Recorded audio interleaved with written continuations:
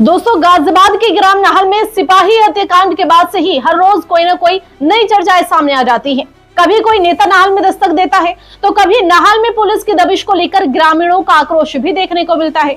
यदि आज की बात की जाए तो आज आजाद समाज पार्टी के नेता चंद्रशेखर आजाद नाहल में पहुंचे हैं। ग्राम वासियों से बातचीत भी की गई है। साथ ही साथ अब तक हुए पूरे प्रकरण पर शोक भी व्यक्त किया गया है। साथ ही चंद्रशेखर आजाद ने प्रशासन से अपील की है कि वो इस पूरे प्रकरण की सीबीआई जांच कराए, जिससे ये स्पष्ट हो सके कि इस पूरे केस में सच्चाई क्या है। बता दें कि चंद्रशेखर आजाद जब नाहल गांव में पहुंचे तो ग्राम वासियों ने उनका जोरदार स्वागत किया है। वैसे गांव के माहौल को और ज्यादा बिगाड़ने में मीडिया ने भी कोई कसर नहीं छोड़ी, क्योंकि जिस तरह से जो यूट्यूबर हैं उन्होंने गांव के अंदर पहुंचकर जो मन में आता है, जो ज़बान पे आता है उसको बोला और सोशल मीडिया पर उसको वायरल कर दिया। ये तस्वीरें भी कहीं ना कहीं नाहल के लोगों को डराने का काम कर रही थी, जिसकी वजह से एक वक्त ये भी था कि पूरा ही नाहल खाली हो गया था। और इसी बीच बकरीद का त्योहार भी आता है, जिसमें नाहल को लेकर जितने भी बड़े चेहरे हैं वो नाहल में पहुंचे और उन्होंने लोगों से ये अपील की कि तमाम लोग जो त्योहार है उसको शांति से मनाएं।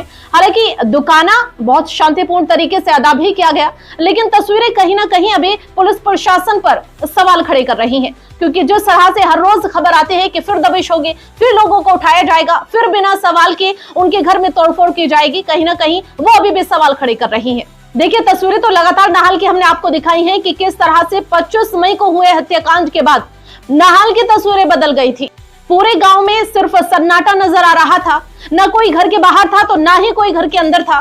बता दें कि भूख की वजह से पशुओं की भी मृत्यु नाहल में हो चुके थे, लेकिन अब नाहल की तस्वीरें कुछ बेहतर होती नजर आई हैं। साथ ही साथ जिस तरह से रोज नए चेहरे नाहल गांव में पहुंचते हैं, रोज नए चेहरे नाहल वालों को आश्वासन देते हैं, वो चीजें भी कुछ बेहतरीन नजर आ रही हैं। फिलहाल आज की यदि हम बात करते हैं तो आज चंद्रशेखर आजाद जी नाहल में पहुंचे हैं, जिन्होंने ग्रामवासियों से बातचीत कर उनको आश्वासन दिया है। आगे क्या होगा वो भी आपको बताएंगे। फिलहाल ये रिपोर्ट देखिए। बता दें कि थाना मसूरी क्षेत्र अंतर्गत ग्राम नाहल में बीते 25 मई को हुए शौरभ हत्याकांड ने अब तूल पकड़ लिया है। इस हत्याकांड के बाद गांव में राजनीति हलचलें तेज हो गई है और विभिन्न दलों के नेता पीड़ित परिवारों से मिलकर सहानुभूति भी जता रहे हैं। इसी कड़ी में आज आजाद समाज पार्टी के संस्थापक व नगीना से सांसद चंद्रशेखर आजाद ग्राम नाहल पहुंचे। उन्होंने गांव के हालात को लेकर गंभीर चिंता भी जताई है और कहा है कि प्रशासन पीड़ितों को न्याय देने के बजाय उन्हें ही प्रताड़ित कर रही है। मीडिया से बातचीत करते हुए कहा कि गांव के निर्दोष लोगों को बिना किसी ठोस आधार के उठाकर जेल भेजा जा रहा है, उन पर झूठी धाराएं लगाई जा रही हैं, जो पूरी तरह से गलत है। मैं मांग करता हूं कि इस पूरे प्रकरण की सीबीआई से निष्पक्ष जांच कराई जाए, साथ ही गांव में मौजूद वीडियो फोटोज को सार्वजनिक किया जाए ताकि सच्चाई सामने आ सके। उन्होंने आगे बताया कि जिस तरह से गांव में प्रशासन का रवैया रहा वह बहुत ही गलत था। गांव में एक समय ऐसा भी आया था जब पूरा गांव खाली हो गया था और भूख प्यास से पशुओं की मौत तक हो रही थी। उन्होंने सवाल उठाया कि इसका जिम्मेदार कौन होगा। साथ ही उन्होंने कहा कि अगर गांव में पुलिस पहुंची थी तो मसूरी थाना पुलिस को सूचना क्यों नहीं दी। आपको बता दें, इस मौके पर आजाद समाज पार्टी का एक प्रतिनिधि मंडल भी मौजूद रहा, जिसमें पार्टी के वरिष्ठ नेता, क्षेत्रीय कार्यकर्ता और जिम्मेदार लोग शामिल थे। गांव में चंद्रशेखर आजाद के पहुंचने पर बड़ी संख्या में ग्रामीण एकत्र हुए और प्रशासन के खिलाफ नारेबाजी भी हुई। ग्राम नाहल में उमड़ी भीड़ ने ये साफ कर दिया कि अब ग्रामीण इस अन्याय के खिलाफ आवाज उठाने के लिए तैयार है। चंद्रशेखर आजाद का यह दौरा निश्चित रूप से इस मुद्दे को राष्ट्रीय स्तर पर ले जाने की दिशा में एक बड़ा कदम माना जा रहा है। नाहल पहुंचे आप, नाहल गांव में आए हैं। यहाँ एक दुर्घटना में पुलिस के एक सिपाही की जान गई है। मेरी संवेदना उनके परिवार के प्रति है और मैं चाहता हूं उनको न्याय मिले, लेकिन न्याय मिलेगा कैसे? पुलिस ने आरोप लगा के 500 से ज्यादा लोगों को चिन्हित किया, बहुत सारे लोगों को धारा 151 में जेल में भेज दिया, बहुत सारे लोगों को 15,000 लोगों को 302 में जेल में भेज दिया, 15 लोगों को 5-6 लोगों को गोली मार के जेल में भेज दिया, सिर्फ आरोप के आधार पे। अब आरोप और सत्य में ये फर्क है। आरोप में और सत्य में फर्क है कि उसके बीच में एक दायरा है जांच का। आज हम लोग यहाँ हैं, जो दोषी होता है, निर्दोष होता है, वो तो कहता है जांच करो, और जो दोषी होता है कहता है कि जांच की जरूरत नहीं है। आज हम लोग यहाँ हैं कि मैं यहाँ से गांव वालों की तरफ से ऐलान करता हूँ कि इस घटना की सीबीआई जांच करा दी जाए। क्योंकि 500 लोग स्टे सीट खोलने की बात कर रहे हैं, 15 लोगों को 302 में जेल भेजा है, एक सिपाही की जान का विषय है, सारे पुलिस के कर्मियों में बेचैनी है। गांव वाला कहना है कि पुलिस की गोली से ही सिपाही की जान गई, ठीक है। तो ये सत्य कैसे बाहर आएगा? सत्य इस तरह बाहर आएगा कि इसकी जांच हो जाए, और गांव के लोग तैयार है कि सीबीआई जांच हो। हमारे यहाँ सीबीआई जांच को ये माना जाता है कि वहां से निष्पक्षता होगी, दूध का दूध पानी का पानी हो जाएगा, ठीक है। तो मैं चाहता हूँ जिस तरह का जुल्म जो है लगातार पुलिस यहाँ कर रही है, यहाँ आना, इनको डराना, इनके घरों में घुस जाना सीढ़ी लगा के, ये गलत। पुलिस जिस दिन आई है उनको तस्करा नहीं डाल के आई, उन्होंने थाने को सूचित नहीं किया, उन्होंने चौकी को सूचित नहीं किया। तो कुछ गलतियों पे पुलिस भी है, इसलिए पुलिस को और गांव के बीच का जो टकराव इसको रोकने के लिए इसकी जांच जरूरी है। मैं यहाँ के कमिश्नर साहब से बात करूंगा और मैं उनसे कहूंगा कि वो इसकी सीबीसीआईडी जांच करा दे या सीबीआई जांच करा दे।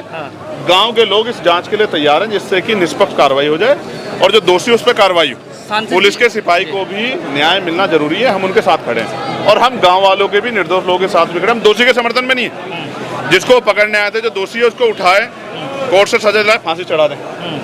लेकिन अगर इसके आड़ में निर्दोषों पर अन्याय होगा तो ये सही नहीं। सैकड़ों डीवीआर यहाँ से पुलिस ले गई है रात में सीडी लगा के घरों से। ये अच्छा नहीं है, ये गलत है। इससे जो है एक भय की स्थिति पैदा हो रही है। अगर सत्यता है तो डीवीआर ले जा क्यों रहे? पुलिस तो लगातार बयान जारी करती है ना, वीडियो भी जारी करती है कि देखो भाई इस घटना में हम पे आरोप लग रहा सच्ची है।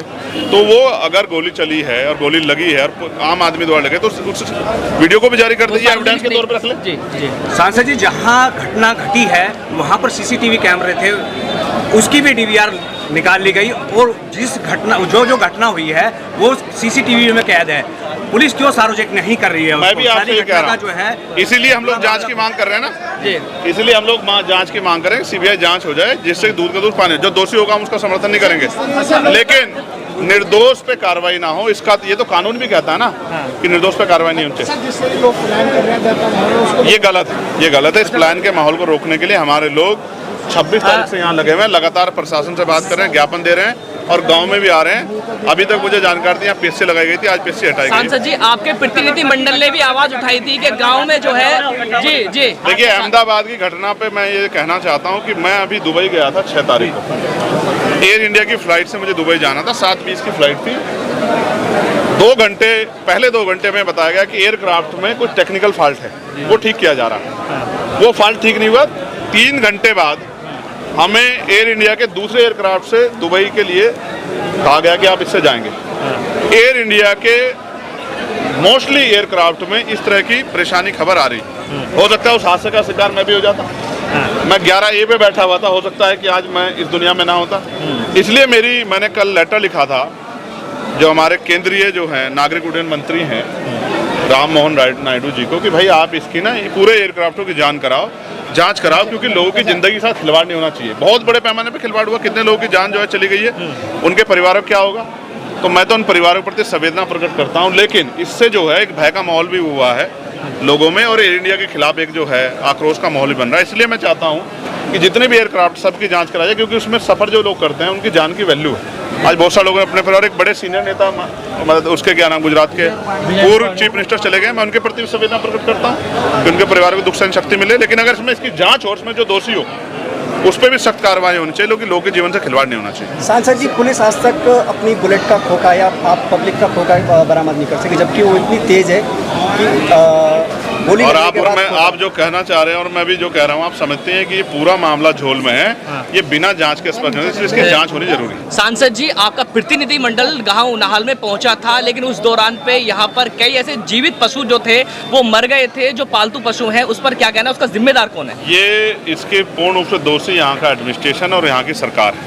वही सरकार जो है जब वो पशु पक्षियों की रक्षा की बात करती है, उनके जीवन सुरक्षा की बात करती है, तो यहाँ के जो पशु पक्षी थे उनको क्या जाति और धर्म के नाम पे देखा गया? उनकी सुरक्षा क्यों नहीं की गई?